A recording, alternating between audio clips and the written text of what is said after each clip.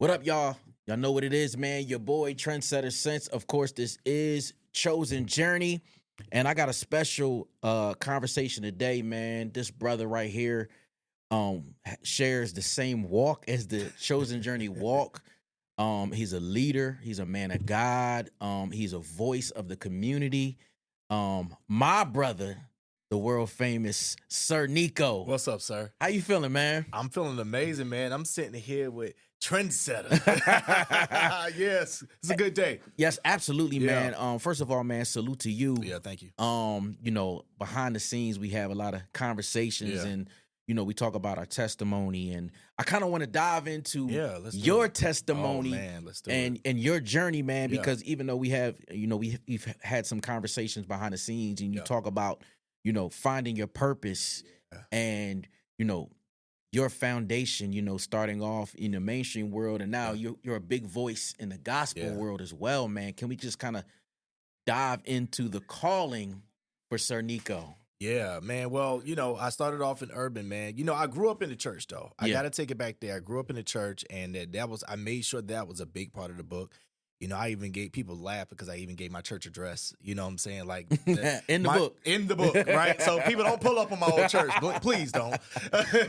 But nah, man, that was my foundation, man. That was my foundation. My grandparents started the church, and then it went generational. Yeah. So it was a thing. We were in church all the time. Okay. And some of us, we kind of as we get older, we kind of go and do our own thing and move away. But I always had that foundation, man. And I knew at some point that God was going to have me come back that way. But R&B, hip hop radio, that was me, man. I was hosting the clubs. I was using language and doing all the things, So it was a time where I felt kind of pulled to come back. I remember specifically I was at a certain radio station, and during my shift, I couldn't no longer listen to the music. I had to turn the volume down in order to get through my shift. And I will only turn it up right before I crack the mic. Wow. So the last 30 seconds, I will listen to it so I can get the vibe of the record, and it come back in. And I was like, God, I can't, this is not for me anymore. And that was confirmation that I wasn't supposed to be in that arena anymore. Wow. And so that's when I was I literally was like, all right, I got to walk out of this. And faith, I started my own gospel show, and that's how it happened. And then from there, I never left.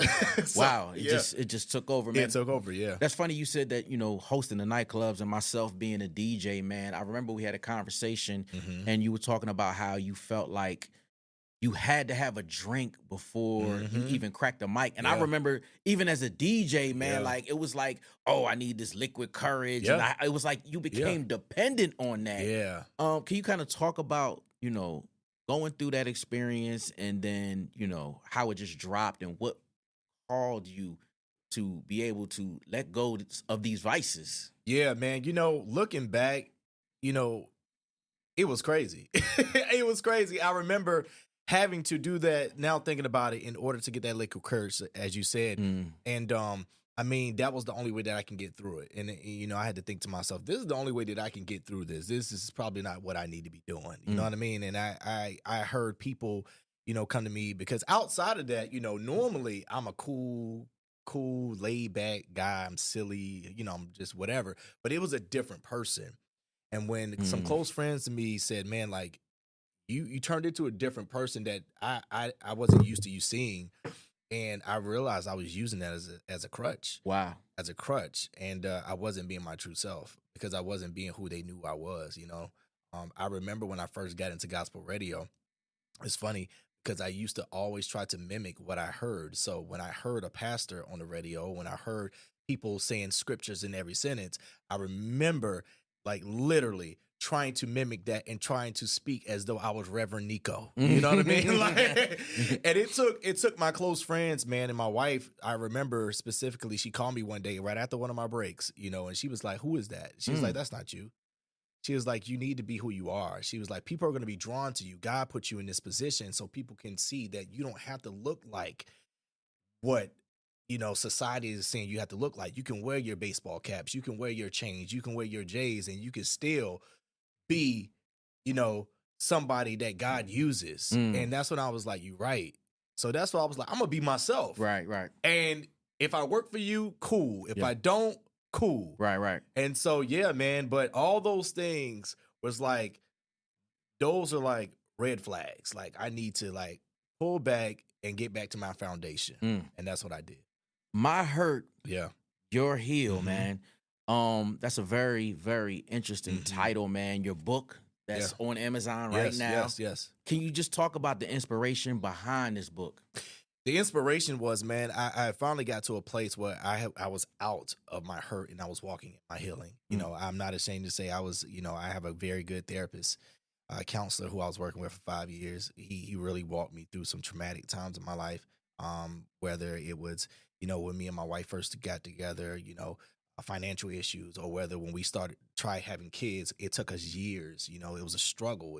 We tried all things, you know, to the point where we just kind of gave up and was like, all right, God, in your timing, let this be done. And so, you know, it talks about a lot. It talks about my best friend was murdered in a drive-by shooting, you know, in broad daylight. And this is the same person that got me to Charlotte, North Carolina, is where my career started, where I was married, my kids were born, you know, all of these things. So God really was like, you know, in order to evolve, you need to reveal, you know, because I felt like nobody really knew the real me. You know, I'm a joyful person. I love people. But there's a lot of pain and a lot of things that I went through that a lot of people didn't know. And especially to my close circle, I was like, man, they don't really know me, you know? They just see this shell of me. And so I actually took some of my close homeboys out, like literally a couple months ago, and I kind of shared, like, number one, I'm writing a book. Number two, this is some of the stuff that's in the book. I don't want y'all to be blindsided. Okay. Yeah. Okay. All open. All open. Yeah. Yeah. Some of my closest homeboys, man, we just sat there and, you know, because I believe and I'm in a season where I tell people all the time, in this age, you know, when you're younger and you have people around you and they're just there to party and have a good time, I want relationships that have substance. I want relationships that you can be vulnerable with. You can say, hey, bro, I'm struggling in my marriage right now. Because I've been married for 15 years. So if you're struggling in your marriage, don't be ashamed to come talk to me. If you're struggling with addiction, okay, cool. I had addiction too. Let's talk about it. Like, there's no shame. There's nothing off the table. And that's what I wanted to get to. I wanted people to feel how I feel. And that is freedom. I feel light because there's nothing you can use against me to stop me. And I knew God, when God told me to reveal that, you know, as difficult as it was. And there was a lot of edits in the book, you know what I'm saying? Because I was like, God, are you sure about this? Like, I don't know if I should put this out there, you know, because it's like once you put it out, like, oh God, I had anxiety, bro, like the week going into. Yeah. I was quiet. My wife was like, you good? I was like, I said, because once April 4th hit, it's out there. And I was like, but God, if you told me to do it, I'm going to do it. Wow. And I'm a jump. That's amazing. And so I'm like getting emotional right now just thinking about it, because even to this day, and it's been out for almost 2 months now, I still get emotional because I'd be like, people be knowing. Like, you know what I'm saying? Yeah. You know, there was some stuff in there that really, really was hard to talk about. Is there something that you can share? Yeah. Like, okay. It's cool, man. Like, you know, I talked about my best friend, you know, that was hard. That was my first instance with death, that close to me.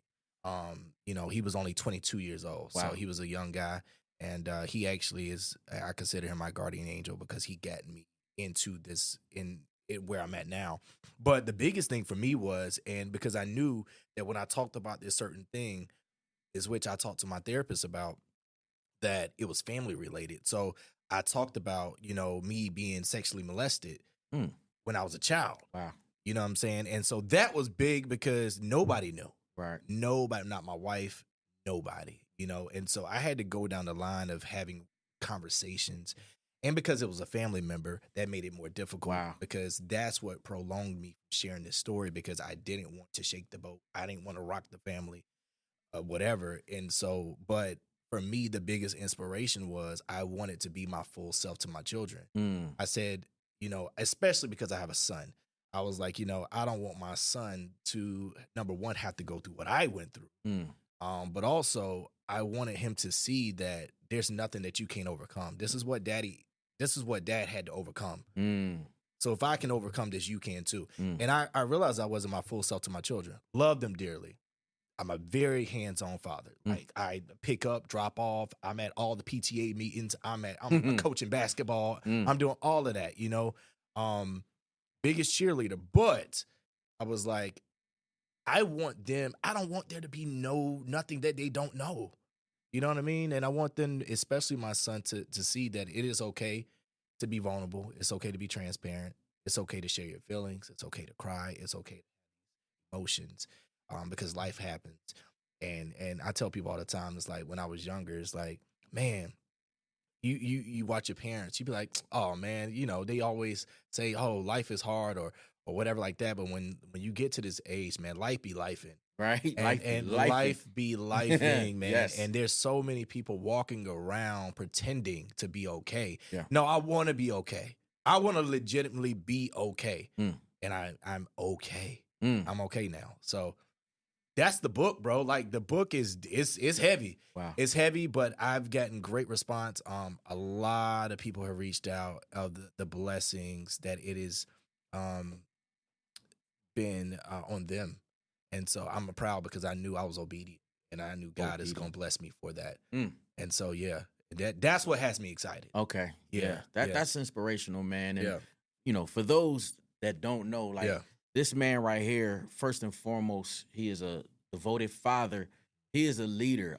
You know, Praise 102.5 is one of the most influential gospel stations in the country. And right here, you're looking at this man right here who is one of the brains behind it, the assistant program director of Praise 102.5. And I just want to give you kudos, man. Thank you. The way you balance everything, and then the brotherhood that we formed. Yeah. And, you know, just your vulnerability, because there are a lot of people that are going through these experiences, and for you to be so relatable to people that may not know how to be outside of their comfort zone and be an and for you to be an inspiration. Man, kudos to you, man. Definitely. That's the beautiful part, man. You know, the balance is crazy. You mentioned balance. I've been talking about balance a lot. The balance is crazy because yes, I am very hands-on. I take trips with my families, my daughter, my wife, and my son.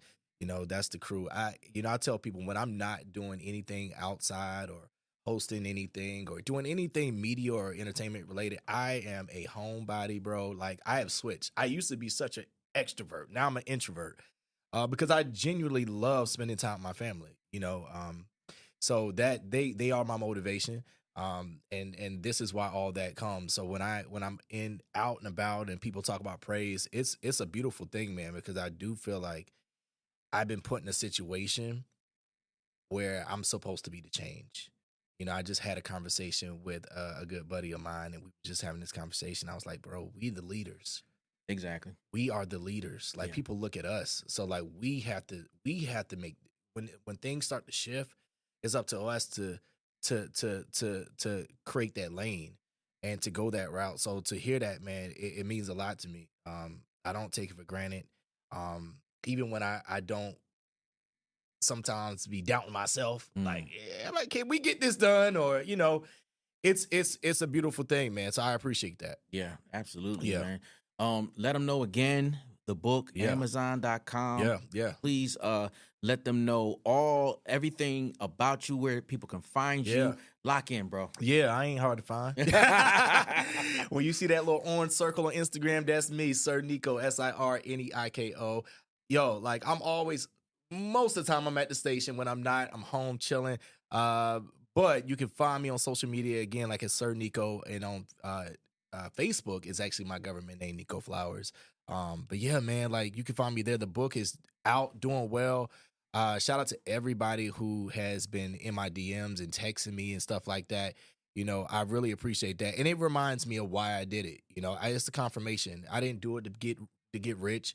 I did it to be obedient. You know, and I'm feeling I'm feeling the benefits of doing just that. My main goal, like I said earlier, is to get everybody from their hurt into their healing so they can walk in their full freedom and get to the purpose that God has for them. And so that's my purpose. Absolutely, man. Also, kudos 2025 Gospel Music Hall of Fame. Man, listen. Man, that I am so like, it's crazy, bro. Like, cause I'm so like, okay, thank you. But I'm learning to, and I had to work at it. I'm learning to celebrate the wins because I am such a person that will like, yeah, that's cool. On to the next. But I'm slowing down. And that's a beautiful thing to slow down and take in. That I appreciate that, man. That is a huge accomplishment. When I tell you my whole family's coming out, it is like the group chat is crazy. Like I'm trying to figure out what I'm gonna wear now because it's a big event, you know. But no, man, I appreciate that. Yeah. You know, I never would have thought this. And what's beautiful about everything is, man, my wife reminds me all the time. She was like, yo, you are literally, you're doing things that nobody in your family has ever done.